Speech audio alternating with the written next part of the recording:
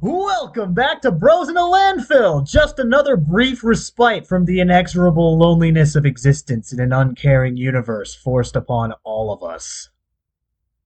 Damn, COVID really has hit us hard. Uh, Luckily, despite the layoffs, despite the loneliness, despite the social distancing, one thing will never betray our trust, and that is board games. For you see, Trybien, not Tar, Trybien, has spent quite a bit of time these last few months, jobless, uh, playing board games at a local board game lounge, which is Jobless pretty sucks to cool. be you. Damn straight. Hey, I'm still looking for a job, but you know what fills the heart when you're not looking for a job? Gotcha games and board games. Mostly gotcha games, but board games Why do really you do why help are when you you're playing just. gotcha games when you don't have a job? Yeah, I mean, just don't spend money. Okay. Yes, but no. It's all Oh, serious. It's like some of the time, like one of the few things that have kept me sane these past few months is meeting up with one of my colleagues who was also laid off. But playing board games at a local board game lounge, and like yeah, we're sitting there for a few hours wearing a mask, uh, playing games. But you know what's the cool thing about board game lounges? For like $5 to $10 for like a day, like I what can is the just cool sit thing there and about board game play. lounges? Yeah, it's like I can play games that cost like $40 plus and just have a fun time without spending that $40 plus and just have a catalog of games. I can go to the refrigerator and buy myself some ramen and just be like, "Yeah, boy, Oh, I'm fucking cool. hell! I I've love ramen. yeah, I've got a few bottles in the refrigerator. We're gonna Wait, watch an anime hang on. movie. What's your favorite flavor? I would say probably the melon flavor. You're wrong. Which flavor is your favorite? Lychee. Wait, which one? Lychee. I haven't tried that one. Um, I haven't even seen that one, so you're probably right, but I'm just gonna say you're wrong for the sake of the argument. Thank you. Um, Hey, anyways, so what kind of so board games you been playing, my dude? well, but my dude, you see, last year we um we talked about two specific card games. Oh yeah. Haha. Star Realms and Ascension. We can talk about those later, but did you I ever really know did that? talk about Star Realms, huh? Yes, you did. Much appreciated. You filled content. Good. You made good content. Um, Do I? yes. And then so you're aware of these things called deck builders. You Yes, yes. have cards and you build It's been decks. a But long have you ass ever heard of time the since I cards? played. I haven't had an excuse to play.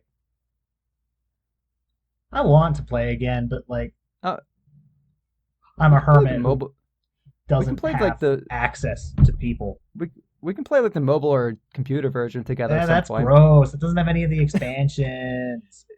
The mobile version has all the expansions, but you have to buy them. Yeah, I already bought I don't know. Anyway, them. Like anyways, so physical. yeah. Well, Anyways, you've heard actually, of I bought. Actually, no, they were all like gifts. I think.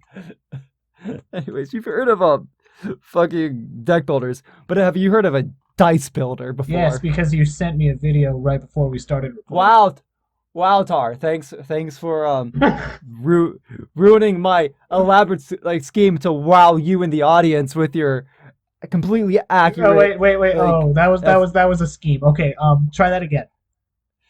So you've heard of deck builders before, but have you heard of a dice builder? No, I haven't tried. Please tell the world about this unique concept. So in a deck builder, you build a deck, and in a dice builder, you build dice. Wow. Um, so one of the games that I got acquainted with at this board game shop was a little thing called Dice Forge, where it's a game where you forge dice. Now, there's been some other dice builders in the past, but nothing like this. And rather than just making a deck of dice, you're actually forging your own dice using Lego pieces. I mean, they're not really Legos, but it's essentially the same principle where Right. you snap in the faces of the die. Yeah, And the I can't yeah, imagine how difficult it was to get like the molding for those I know. empty dice just right. Yeah, but like by itself, I think it's a fun game. Like it kind of plays similar to like other like Dark Bitters and stuff in the sense that you're like amassing points, amassing like attack points, or Amassing coins to buy dice faces. yeah, pretty much, or like coins, or you also defeat monsters to get points from those and other effects. It's the same sort of principle as your Ascension, your Star Realms, or your like DC deck builder game, which is actually pretty fun. Tard's not a media person, so like I won't talk about that. But uh, yeah. But what really sets Dice Forge apart is the production value. Like, like as Tard was saying, like being able to mold the mold the like those the right specifications to work is one thing. But like as I showed Tard before the video, it's like the box is gorgeous and just the entire setup and how you. So I'm thinking about it more and like how many copies do you think they'd have to? Do you think consumers would have had to send back because the molds were because like the dice faces didn't fit right? Because like I played miniatures games before, and there's a lot of flash from like the molds. Like you know what flash is, right? When it comes to like modeling, like yeah. How would you like? I mean, I've played a lot of games where like game pieces just didn't fit like they were supposed to. Yeah. I mean, how good do your molds have to be in order to like prevent that from happening on such an elaborate fucking? I can't speak for all. I can't speak for all copies of the game, but for the one that I played, it was like the most like those YouTube videos where it's like satisfying things like fitting into place and like popping together. Like it was like that. Like it's like the most satisfying game to take apart and put back together. Arguably more fun than playing the game itself, which is still really fun to play. Like I don't understand how a game like this exists. And maybe there's like some examples of defects, but like I'm baffled that even like one copy of the game can be as fluent and flawless as it is. Like it seems like when I think of like cool games that have lots of parts that like also are kind of like fucky, I think of like Betrayal at House on the Hill, which has sliders for its skill pentagram thing, and you have a bunch of them, and very few of them actually very few of them are not either too tight or too loose. Like the large majority of them, you're gonna have a hard time sliding, or they're not gonna stay on in place. Yeah, I've played that game like once. Aren't there like some end scenarios there that are like actually impossible for one side? Yes. Betrayal at House on the Hill is bloated to fuck. There is some really fun stuff, and then there's some other. Actually, if we're talking about Betrayal at House on the Hill, one of my favorite like fuck the opponents over sorts of situations is the ones where you're the you're the traitor, and you get a situation where you can just put the room. Like it says like, oh, place this room somewhere, and then you're using that, and you place the room like 1 or 2 rooms away from your goal, and you essentially win. On your first turn. Like I forget what what our end goal was when I played it, like the one time that I played it. But I remember there was one game I played where my cousin was the. Hang on, all I gotta say is magic elevator. Lol. Okay, continue. Well, yeah, you're right though. You're right. You're absolutely right. But with the there was one where my cousin was a traitor, and his goal was to kill us all. So as it usually is. As it usually is. And he had like these zombie things or whatever, and he's attacking all of them, like all of us. But like he has to attack with all of his guys every turn. But he kept getting like destroyed lucks, like our guys just kept having luck sack rolls, just like destroying the monsters every time they attacked. Partially because our strength was so high, but also just like our luck rolls were just that high. And like we ended it so quickly, like just because like he was attacking with everybody. Like Betrayal at House of the Hill is one of those games where there's so many permutations of what can happen that it can either be an incredibly unbalanced game or an incredibly too balanced game that takes forever. I've Like only played I it lo- once, bro.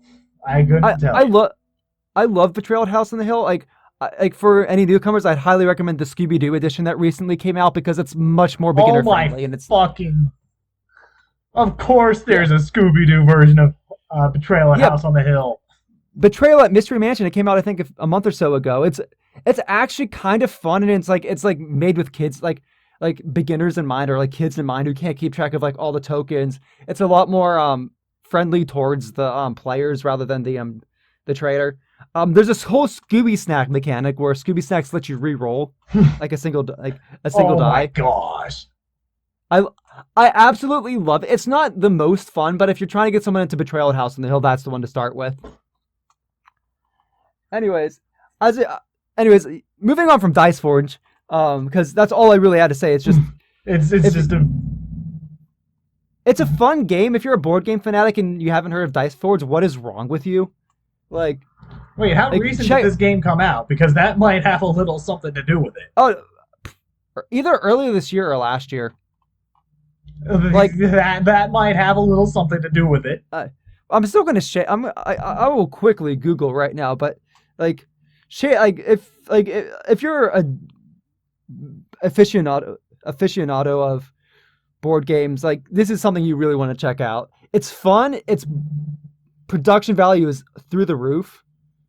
Um, I and imagine that I to mean recommend it's it. really expensive too. Probably. Like a game Fuck. like that would have to be, right? Yeah. I mean, damn it. I'm on the Japanese Amazon for no good reason. Like, so like I was looking like, why is this 7,200 yen? Oh wait, that's yen. Um, fucking Dice Forge. Well, how much are you on Amazon? Fuck, I'm not gonna ask Siri. I'm gonna just type it in. Dice Forge goes for $40, but it's got a. But if you've got Prime, it's only $30, Huh. which is actually Weird. was actually pretty good for a board game price. You know. Yeah, I Oh, think I think like the big board game that I got into was like 60. oof. I can't remember. I got it as a gift. Yeah, yeah. I think the I will say the one detail about Dice Forge I think really like just kind of sells just like how much love is put into it is the fact that like you have to put the card like you have to separate the cards and put them in specific places, but the card art of the cards matches the places of the board they're supposed to fit in.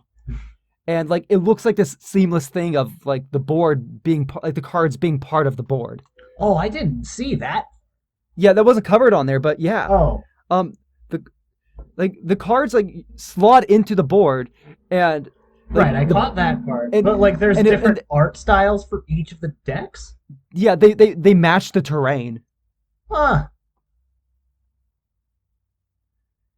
Yeah. Well, okay then. Yeah. Um. Anyways, that's me talking about I think one of the coolest board games I've ever like laid my eyes on. I wanted Tar to share one of his games that he was talking This to is me the about coolest before. board game I've ever laid my eyes on. Tryford. Ooh, that is some sass. It's called Iron Dragon. I don't think I've talked about it on the show before, but I might have. I would have remembered, and I don't remember anything. You build trains. Ooh, It's a you know, train game. I think I've heard of this. Is this based off the Iron Dragon ride at fucking an amusement park? No. Because there's a, in Cedar Point in Sandusky, Ohio, there is a roller coaster called Iron Dragon. I'm But sure that's just a coincidence. Anyways, probably. it's a rail builder. So the board is a map that has like hexagonal patterns of mileposts, and the game Uh-huh. gives you a bunch of crayons, and you draw on the board. You make your own track What? that connects from city to city on the board. Like Ooh. each city, like most of the cities have certain goods that you can pick up, and the main gameplay is picking up goods at one city, dropping them off at another city. Mm. This is vaguely reminding me of one random fucking uh like video game that came out like a few years ago. Ah, fuck. Then I you forget get what it's called. It's you on my get a Steam, yeah but it was you can get it a was whole essentially it was essentially a similar principle where it's like you're making stations and connecting train like these like trolley tracks around or whatever or subway stations and like you had to traverse people around and stuff, and it was basically like this sort of like roguelike ex- like minimalist experience. But I'm looking at the board and that's what it's like. That's what it's inspiring me of. oh, you're looking at the Iron Dragon board. Yeah. Okay, so like and like you get a whole bunch of like fantasy foremen that like reduce the cost of building through certain terrain, but you can only have one foreman at a time. Hmm. Like dwarves build through mountains for cheaper, elves build through forests, yada yada. Typical fantasy stuff. That's why it's called Iron Dragon. It's a fantasy train simulator. It's a fantasy train simulator. Also, the orcs don't give you anything. Fuck the orcs. Fuck the orcs. There's one orc city that gives you gold. Okay, that's fair. Okay, that's I respect that. Other than that, the orcs are just take, because of course they are, because they're orcs. I don't know. That sounds a bit orcist to me. Weren't orcs like designed to be a race built on being evil? I don't know. I feel like that is your biased agenda I against. feel like that's what the original orc creator was. Was that Tolkien? I think it was. Well, I think Tolkien's got issues that needs to sort out. Question some life Gosh, choices. Tolkien probably been dead for who knows how long. Has he considered that maybe the orcs are evil because of their situation, not because of um some divine malice within them? But anyways, yeah. So Yeah. you the end goal is to have a certain amount of money built up and have one continuous track that runs between 7 of 8 major cities, and those are the those are the big hexagonal cities you see on the board. Oh, yes, I see. You need to connect to all but one of those. Why all but one? Um, just because like there there are only so many good routes to all of the major cities. Hmm. Like it would be rough to build to all of them. Oh, okay.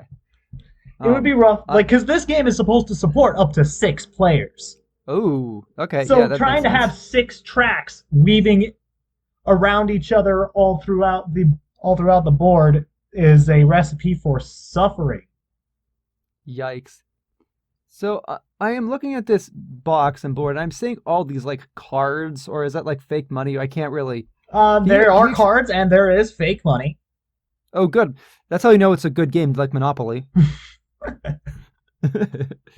There's more cards than Monopoly, so that makes this game better. Most of those Yes. are your contracts. Those give you only need to fulfill one request on each contract card. There are Mhm. 3 requests. You that tells you what you need to deliver to what city. Okay. Yes. So this is fantasy capitalism. That makes sense. Yes, During fantasy, like their um fantasy trains. yeah, fantasy.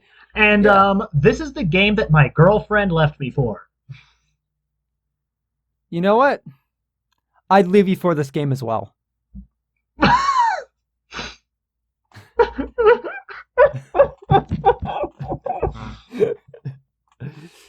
I mean, I'm looking at this and let's be real. Contracts and crayons. Like The new, it appeals to the mature side of me and the childlike side of me. I I don't know what to say, Tar, but Iron Dragon is the perfect partner. I understand. This game is too perfect. Yeah. Like here we have the Chad Iron Dragon and the simp Tar. You don't have to remind me. Wait, you said synth, not virgin. Yeah, I forgot the meme. That wasn't a clever joke. I just forgot the meme. Damn. That sucked, bro. Yeah, I know. Um, So I think I find it interesting that we go from one like we go from Dice Forge, which is like this like very like high production value, like convoluted like puzzle like setup to drawing on a map with crayons with cards. I like this. I like this aesthetic. We have it's very we bros in a landfill. it's like we have Soy Boy Dice Forge and Chad Iron Dragon. Where you Like again, it's a game where you just draw track with crayon and run train on it. so can you explain to me the process of running your train Okay, and getting so the resources? your turn goes. So your turn goes. You have to move your train first, and your train moves X number of spaces, anywhere between 10 and 16 spaces, depending on how much you've upgraded your train. Mm-hmm. And then after you're done moving, you do your build segment. You can spend up to 20 gold in a single turn. It costs 10 gold to upgrade your train once. And most mileposts will cost 1 gold to build to. Like the empty ones, like the plains and the desert cost 1. Like forests and mountains cost 2, unless you have an elf or a dwarf. Like the catmen will build through the southern jungle for a lot cheaper. Humans can build over water, etc., etc. Mm-hmm. So so that's how you expand your track, and that's how you run your train. It does cost more to build into cities, though, so you need to Okay. be wary of that. Yeah, so there's a resource management aspect to this as well. Yes, there you have to manage your gold because you need to spend gold to make gold. Okay, so where Dice Forge is a dice builder, Iron Dragon is a train builder. Yes, Yes, it's a train builder. it's exactly the same game. It's just you're just built one. You're building dice, and the other you're building trains with Exactly crayons. the same game. Totes. Yeah, this really is the builder cast. Just talking about because like as I want to talk about Ascension and Star Realms a bit when we're done with this too. So like just full and like Again, I haven't played in so long. yeah. Well, I would I say don't the know thing what with I could add. well, it's not really adding anything. More just I wanted to make a formal apology for Oh, my behavior on the Star Realms cast. Like, like I was, you, I think I was salty you, fanboying over Ascension. Like, Star Realms is pretty cool. I like deck builders. Like, I was I was gonna say Ascension was you've come to terms with the Star Realms yellow faction. yes. See, Ascension at its core was my first deck builder that I have truly got into, and it clouded my judgment. The one thing that I think I do appreciate about Star Realms over Ascension is just how simple Star Realms is. Like on the surface, like there's a lot of similarity between Star Realms and Ascension. You could essentially say one's like they're fantasy and sci-fi versions of like the same game. Right. Like and to be real, neither fantasy nor sci-fi truly appeal to me. But the other day, my eyes were opened. I played the DC superhero deck builder, which is better than both Ascension and Star Realms. Uh, Oh, so just now we're like just here again. yeah, no, but it's better because it's its own thing. I don't think Ascension or Star Realms are necessarily bad. I think that actually Star Realms and Ascension are both very good. I think Ascension has Ascension over time has gotten a problem of becoming more and more convoluted.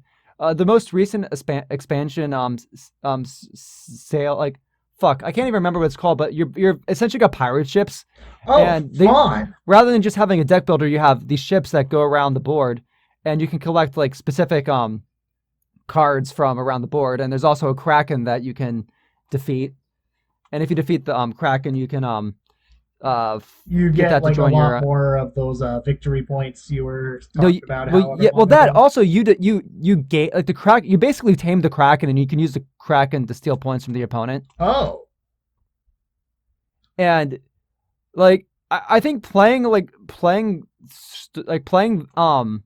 Ascension like that without like all the other bullshit expansions like and all the other like stuff. There's like Ascension basically Ascension is becoming trying a to spread board itself too game. thin.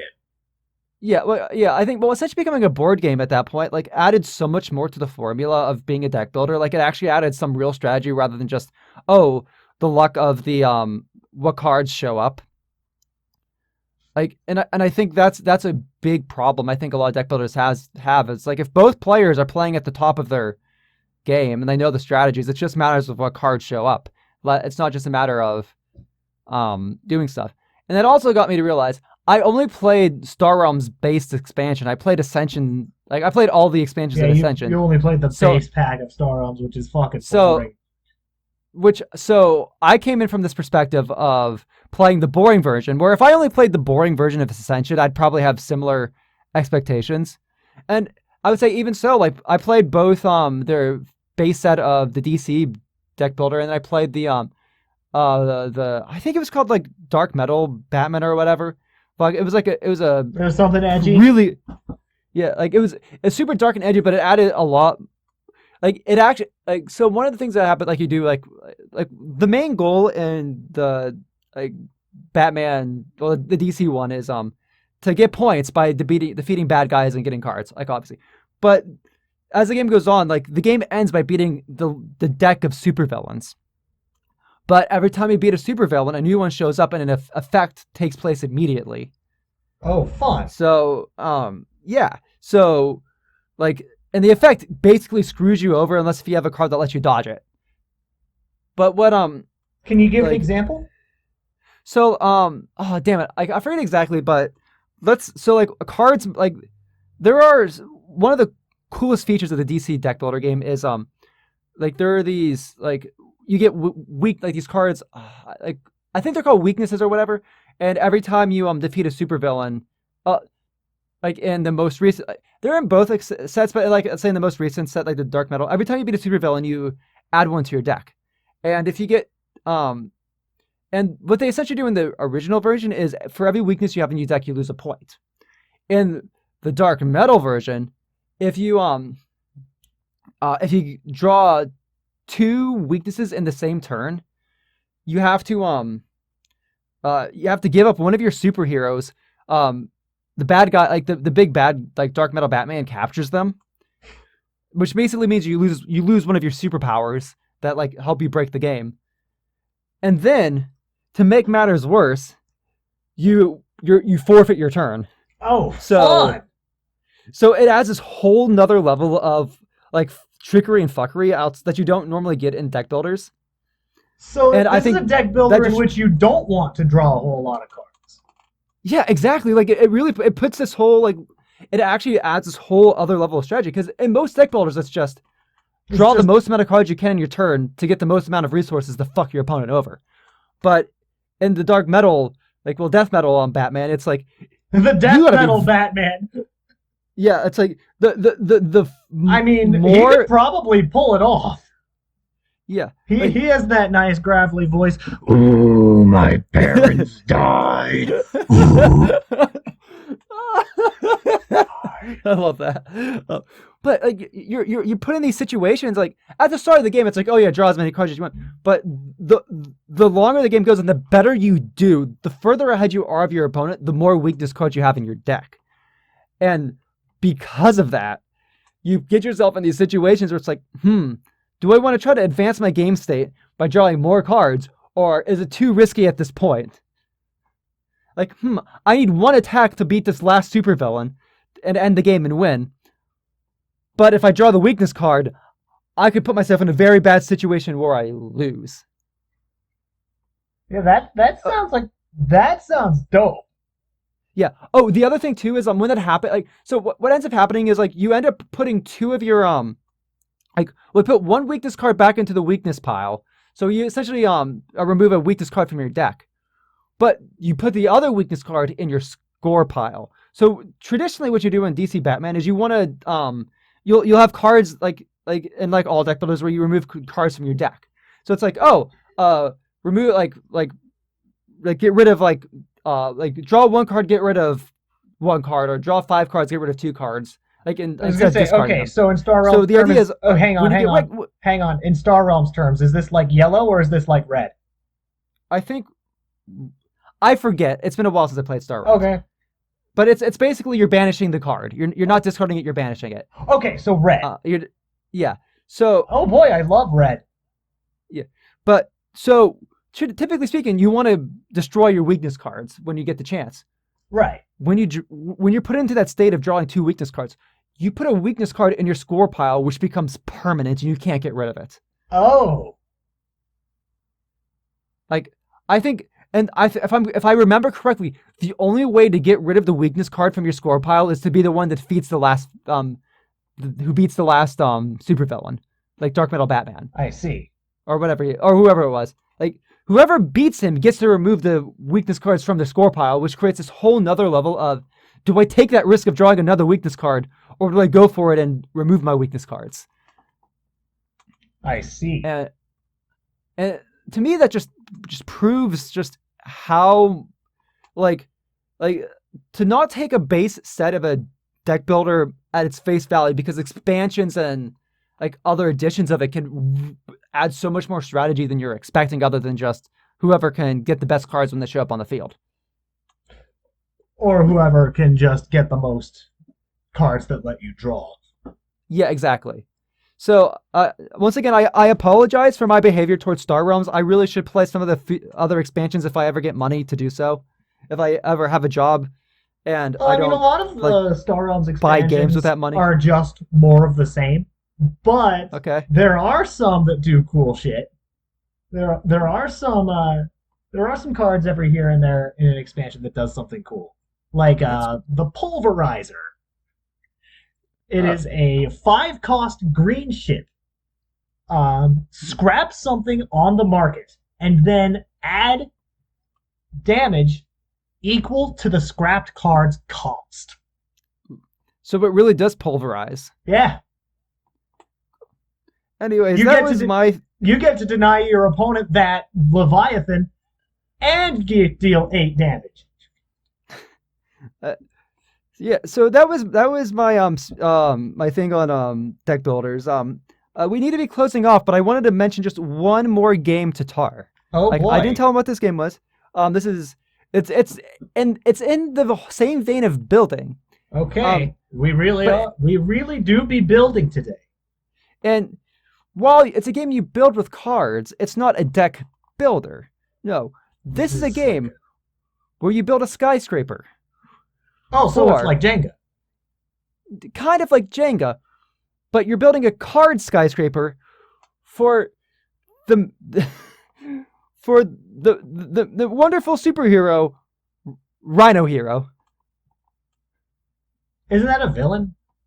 No, there is a kids game called Rhino Hero where you I'm use pretty cards. sure that's a villain. No. It's not a villain. Like I will show you. I will send you the. I'm pretty sure that's a Spider-Man villain. No, you cannot fool me. No, there is the Rhino, but this is Rhino Hero. And on this wonderful game, let me just send you the fucking image.